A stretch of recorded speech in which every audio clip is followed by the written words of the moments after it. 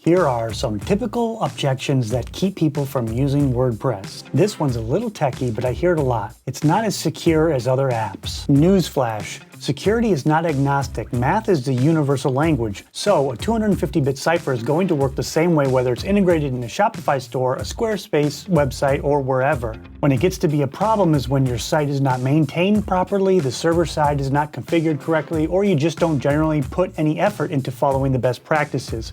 So it doesn't matter where you start, just pick a place and stick with it. This one floats around a lot, especially in the tech field.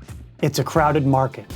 People are always going to need your help. I know we don't generally think about it or want to think about it, but people pass on, and you know what? People are born every day too. College students graduate and people retire. There's also people who've broken into that business barrier. The sweet spot of entrepreneurship and the time when they're ready to hire, they need people like you to help with a lot of the daily tasks they do. So yeah, there's work to be had. Don't let that objection fool you. Number 3, you should just learn to code. This one is a bit in the middle for me. I learned the basics early on, and I think you should too.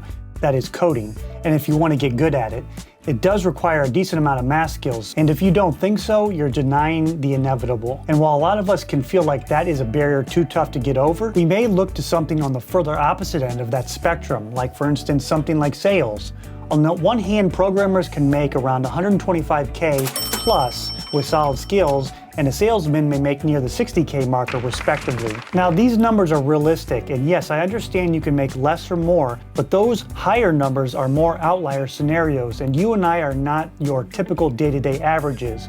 In that regard, it does depend on what you're selling or how well the company you're working for is doing and how well you're doing. But there is somewhere in between that I think can be a bit more appealing, which is marketing. You almost take on the same duties related to programming and some of those related to sales, although not to the degree you would as if you were solely working only in that particular job title. If you want to build your own freelancing services or side business, this is the path I'd choose. And that's it for me. I hope this eased some of your objections when thinking about taking the plunge with WordPress. If you want to learn more about WordPress and building a business, I'm opening up a newsletter which I'll leave a link to in the description below. Let me know what you think. Drop a comment below if you agree or disagree, and subscribe if you want to hear more from me or get notified when I upload new videos. Thanks. See ya.